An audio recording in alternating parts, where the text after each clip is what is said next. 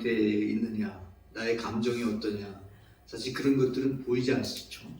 눈에 보이지 않습니다. 우리의 겉모습만 보이고 우리 속에 무엇이 있는가 하는 것은 보이지 않는데, 사실 보이는 것이 우리를 좌우할 수도 있지만 보이지 않는 속에 있는 것들을 속사람이라고 그러죠. 속사람이 우리의 삶을 이끌어 갈 수 있다는 사실입니다. 이 세상에는 하나님과 함께 살아가는 사람들이 있는가 하면 하나님 없이 살아가는 사람들이 있습니다. 하나님 없는 인류의 역사, 우리가 쭉 이 세상에서 창세 이후에 살아온 역사를 보면, 여러분 역사를 배우면 무엇을 중심으로 배웁니까? 대부분 왕을 중심으로 배우죠. 그렇죠. 고조선은 누가 시작했고 누가 다스렸고, 그 조선 시대는 누가 열었습니까? 왕이 열었어요. 태조, 이성계. 그리고 어떻게 알아? 그래요? 다 배우니까 아는 거죠. 역사를 배울 때 그렇게 왕 중심으로 배웁니다. 그리고 그 왕이 어떻게 다스리냐에 따라서 백성들은 행복할 수도 있고 불행할 수도 있다는 사실입니다. 성경에 나오는 인류 역사가 아니라 성경에 나오는 최초의 왕은 누굴까? 제가 이렇게 찾아보니까 성경에 나오는 최초의 왕이 있는데, 그 최초의 왕은 노아의 세 아들 중에 하나인 함이 있고, 함의 아들이 구스라고 하는 사람이 있는데, 구스의 아들 중에 하나가 니므롯이라는 사람이에요. 바로 이 니므롯이라고 하는 사람이 처음 성경에 나오는 왕입니다. 창세기 10장 8절 말씀과 10절 말씀을 보면 구스가 또 니므롯을 낳았다고 그랬죠.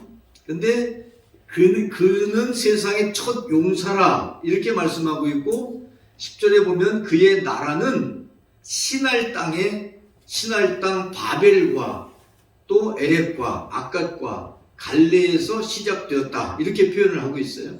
여기 보면 구스는 사람 이름이에요. 구스가 니므롯을 낳았는데, 이 니므롯이 세상에서 첫 용사라. 굉장히 어떤 마음도 그렇고 육체적으로도 그렇고 아주 강한 그런 사람이었던 것이죠. 그런데 그 10절 말씀에 보면 그의 나라는 니므롯의 나라라고 표현을 하고 있어요. 그래서 그의 나라는 신할 땅 바벨에 있었다. 누구겠어요? 바벨탑을 쌓았던 사람이에요. 바로 이 니므롯이라고 하는 사람이 바벨탑을 쌓은 사람이에요.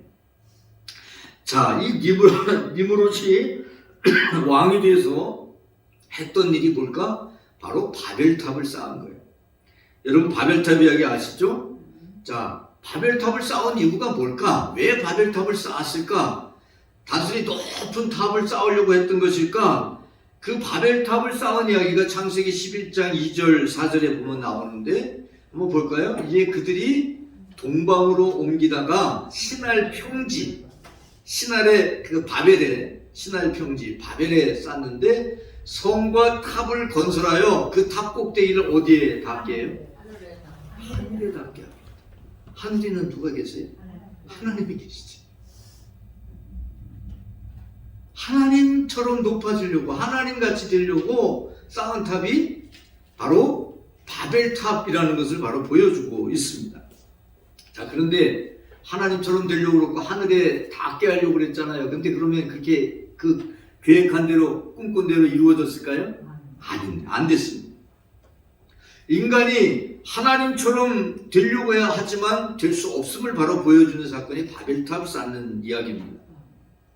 자, 이렇게 하나님처럼 되겠다, 하나님같이 되겠다, 높아지겠다라고 하는 마음은 누가 주는 것이냐? 바로 이런 생각과 마음은 마귀가 우리를 속이면서, 하나님처럼 될 수 있다고 속이면서, 바로 에덴 동산에서 간교한 뱀이 하와를 속인 것처럼 속임수에 빠져버리는 것이 바로 이 상황입니다.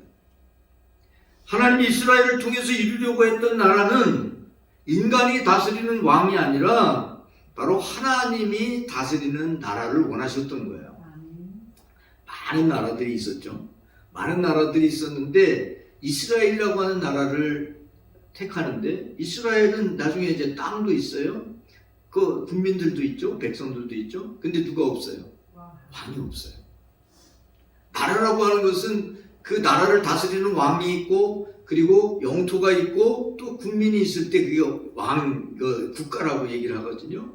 그런데 이스라엘이라고 하는 나라는 영토가 있어요. 팔레스타인이라고 하는 그 영토가 있죠. 성경의 가나안 땅 이렇게 얘기하는 그 땅이 있어요. 또 이스라엘 백성이라고 하는 국민들이 있어요. 그런데 왕이 없어요. 자, 왕이 없다는 얘기가 무엇일까요?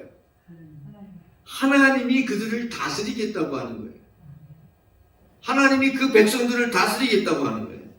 그런데 바로 이스라엘 백성들은 하나님 앞에, 또 그 사무엘이라고 하는 지도자 앞에 왕을 세워달라고 요구합니다. 사무엘상 8장 5절 말씀 한번 보세요. 보면 모든 나라와 같이 우리에게 뭘 세워줘요? 왕을 세워 우리를 다스리게 하소서. 하나님이 왕을 세울 줄 몰라서 안 세운 게 아니에요. 그런데 이 이스라엘 백성들을 하나님이 직접 다스리겠다고 하는데 이스라엘 백성들은 아닙니다. 우리에게도 세상 모든 나라에 있는 왕들처럼 왕을 세워달라고 이야기를 합니다. 사실 세상 역사는요, 누가 왕이 되느냐, 왕권 다툼이죠. 그게 세상 역사예요. 그런데 하나님 나라는 누가 왕이 되느냐라고 하는 왕권 다툼의 나라가 아니라 어떤 나라예요? 사랑과 기쁨과 은혜와 감사가 넘치는 나라. 누가 다스리는 것이 중요한 것이 아니라 서로 사랑하고 함께 기뻐하고 함께 즐거워하고 감사하고 평화롭게 살아가는, 그게 바로 하나님이 다스리는 하나님 나라의 모습이거든요. 이사야가 노래하고 있는 사막에 샘이 넘쳐오르고 이리와 어린 양이 함께 뛰놀고, 이런 말씀들이 바로 함께 평화의 나라, 샬롬의 나라를 이루고 함께 살아가는 것을 하나님이 원하시는 거거든요. 이스라엘은 바로 하나님이 다스리고 하나님이 왕이셨음에도 불구하고 눈에 보이지 않는 하나님보다 눈에 보이는 인간 왕을 세워달라고 요구합니다. 이게 무슨 말이냐? 바로 그들의 마음은 안 보이잖아요. 여러분 옆 사람 마음을 보세요. 마음을 다 읽을 수 있죠? 몰라요. 어떤 마음을 먹고 있는지. 같이 누워있어도 다른 꿈을 꾼다. 동상이몽 이런 말이죠. 다른 꿈을 꾸는데 알아야 몰라요? 몰라요. 속에 있는 것들을 몰라요. 그들의 마음에 하나님이 계시지 않다고 하는 것을 보여주는 거예요. 하나님이 계시지 않아요. 여러분 중심에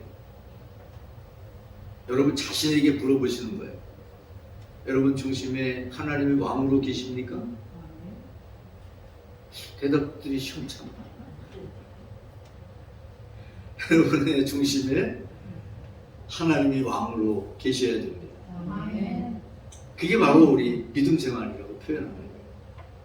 오늘 말씀 속에서 함께 나누고자 하는 것은 하나님은 우리의 중심을 들여다보고 계시다는 사실입니다. 중심을 잡는다라는 표현이 있죠.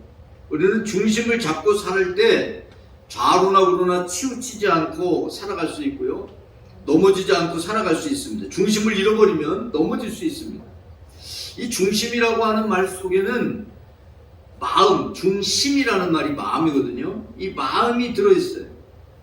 히브리어로 마음을 레브라고 얘기하는데, 이 레브라고 하는 말은 두 가지 뜻이 있어요. 마음이라는 말과 심장이라는 뜻이 있어요.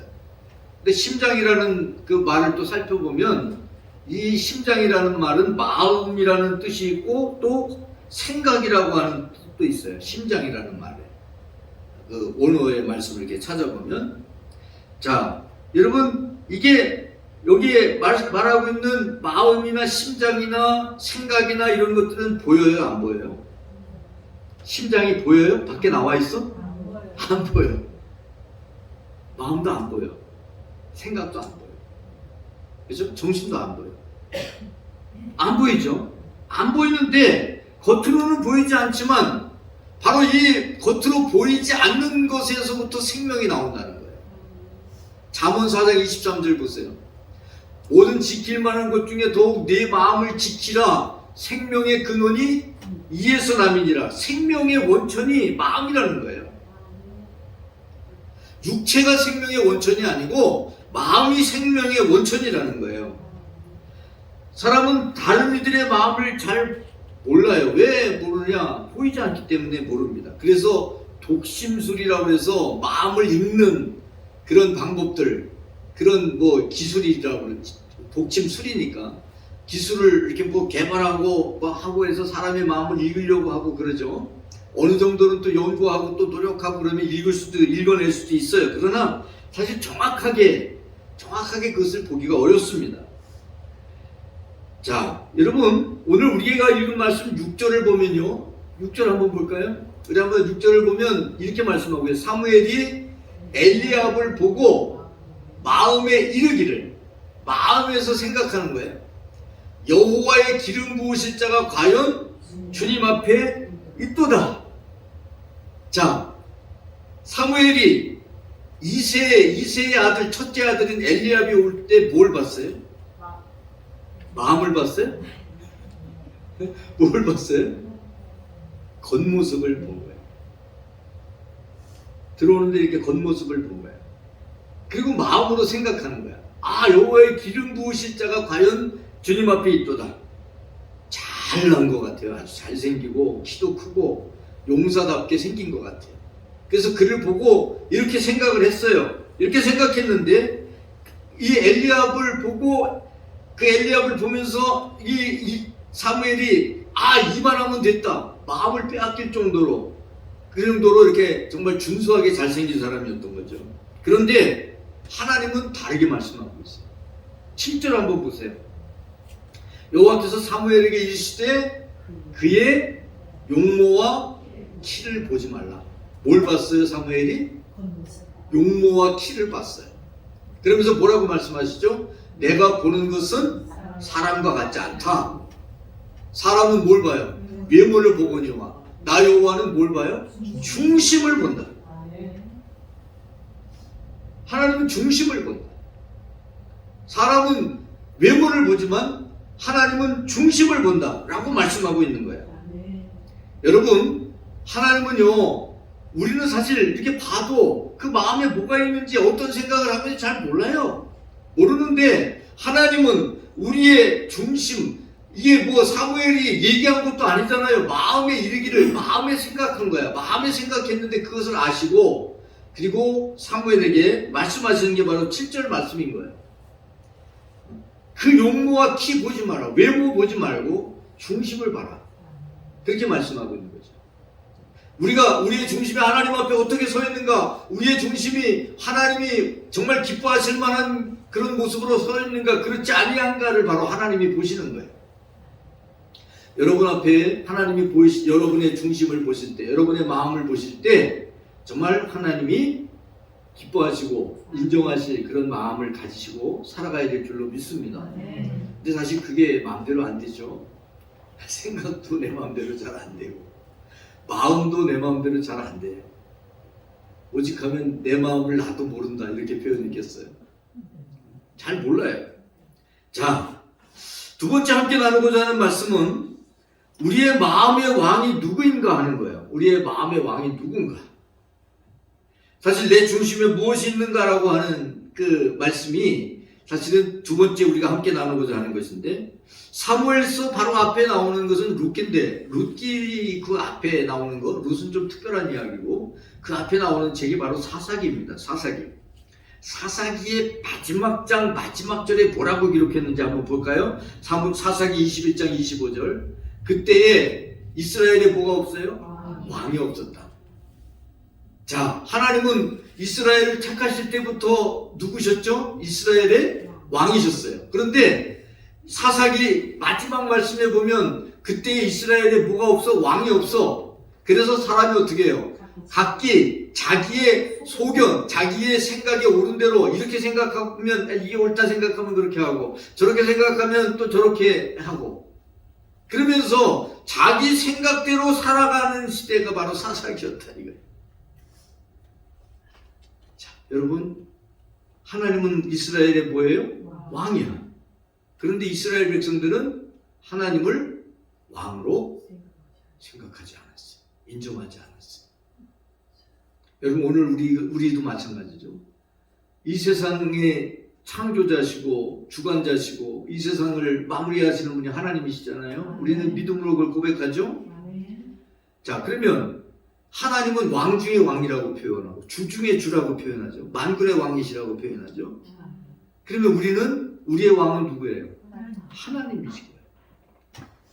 그러면 당연히 왕이신 하나님을 내 마음에 모시고 살아가야 되는 거예요.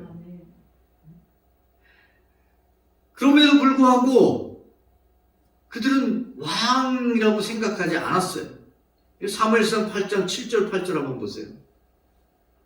사무엘상 8장 7절 8절. 자, 우리 한번 읽어보십시다. 이는 그들이 너를 버림이 아니고 누구를? 나 하나님을 버리고 자기들의 왕이 되지 못하게 합니다.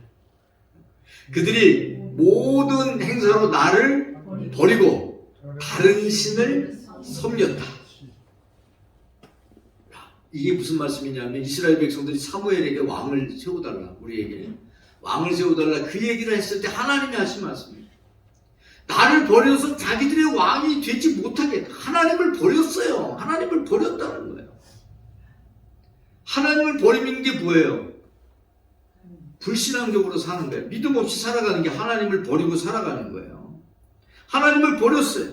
그래서 하나님은 사무엘을 통해서 그래, 그들이 나를 버리고 왕을 세워달라고 하니 왕을 세워라. 그래서 세운 게 사울왕이에요. 사울왕. 자, 이 사울왕을 세우면서 하나님은 나름대로 기대를 하신 게 뭐냐면 그래도 이 사울이 하나님의 말씀을 따라 행할 것이다. 이렇게 기대를 합니다. 자, 기대를 했는데 어떻게 했는가 한번 볼까요? 사무엘상 15장 26절. 이는 왕이, 이게 사무엘이 하는 얘기예요. 이는 왕이 여호와의 말씀을 버렸어. 사울이 하나님의 말씀을 따라서 이스라엘 백성을 다스려야 되는데 왕이 여호와의 말씀을 버려요. 그래서 여호와께서 왕을 버렸다는 거예요. 이스라엘의 왕이 되지 못하게 하셨다 라고 이렇게 표현합니다. 왜 이렇게 말씀하시냐면 하나님의 이스라엘을 하나님이 다스리는, 비록 사울이라고 하는 왕이 세워졌지만 사울이 자기 마음대로 다스리는 것을 원하신 것이 아니라 하나님의 말씀을 따라서 다스리기를 원하셨던 거예요. 그런데 이 사울이 처음에는 하나님 앞에 겸손하게 행할 것처럼 그렇게 이야기했는데 여호와의 말씀을 버립니다. 듣지 않아요. 그러니까 여호와께서 왕을 버렸다 이렇게 표현을 하고 있는 거예요.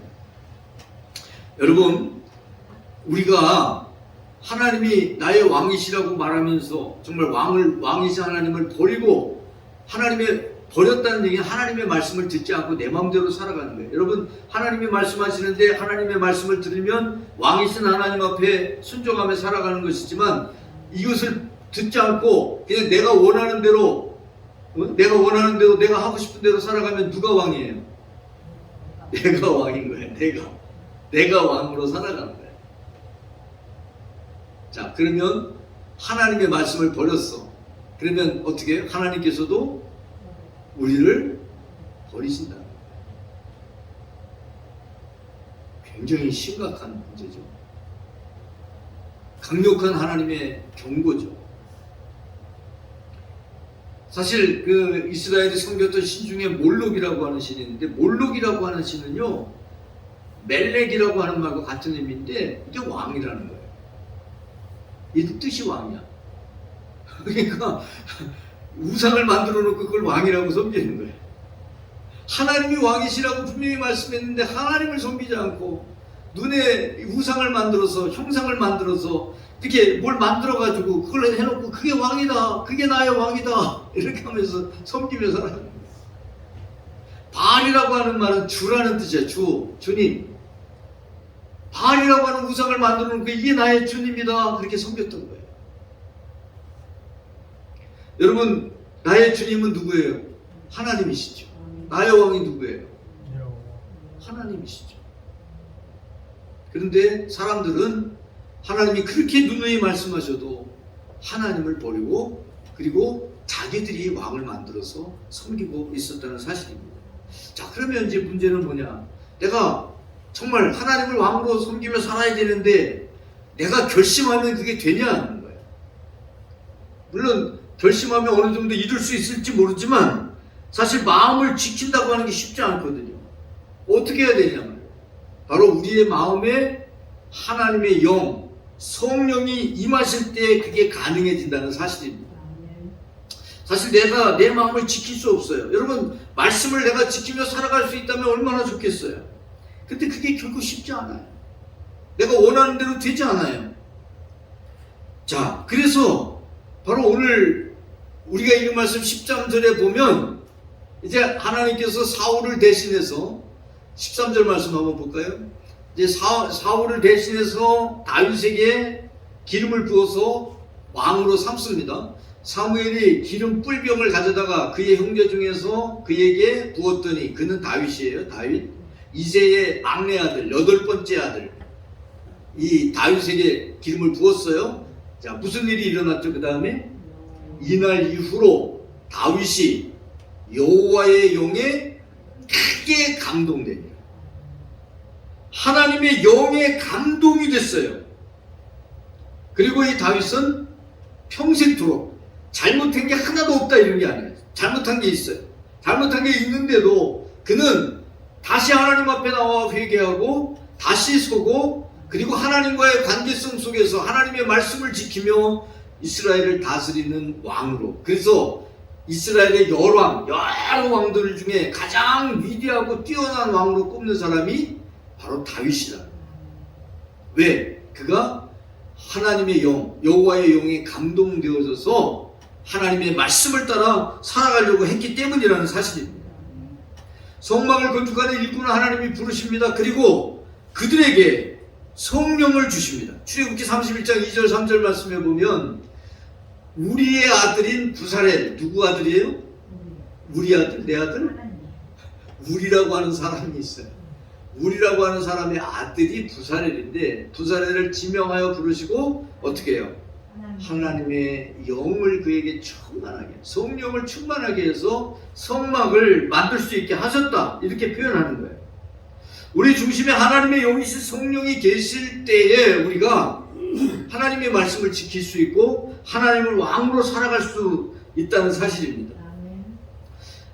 우리가 정말 성령께서 내 안에 계시지 않으면 나도 모르게, 나도 알지 못하는 그걸 부지불식간이라고 얘기하는데 나도 모르게 죄로 향하는 것을 볼 수 있어요.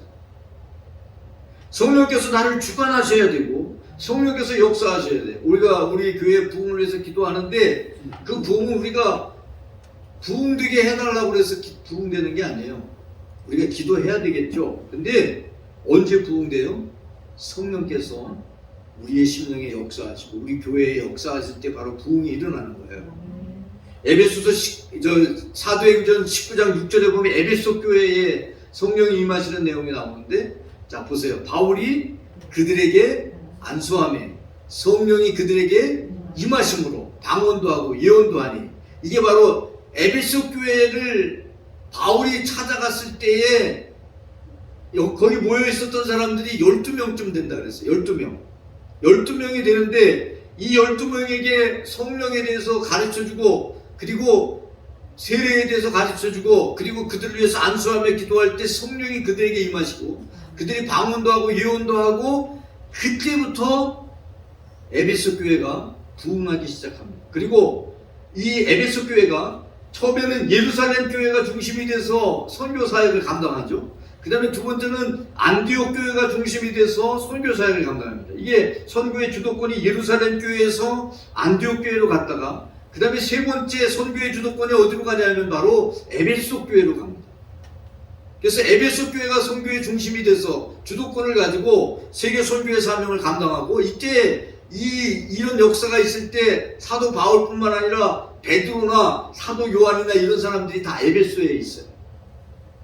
성경에는 안 나오지만 역사를 보면 그런 내용들이 있는데 바로 예루살렘 교회에 성령이 임하실 때 예루살렘 교회가 선교의 주도권을 가지고 선교 사역을 감당합니다. 그 다음에 안디옥 교회에 성령이 임하시니까 안디옥 교회가 이방 선교의 그 선교 기지가 되죠.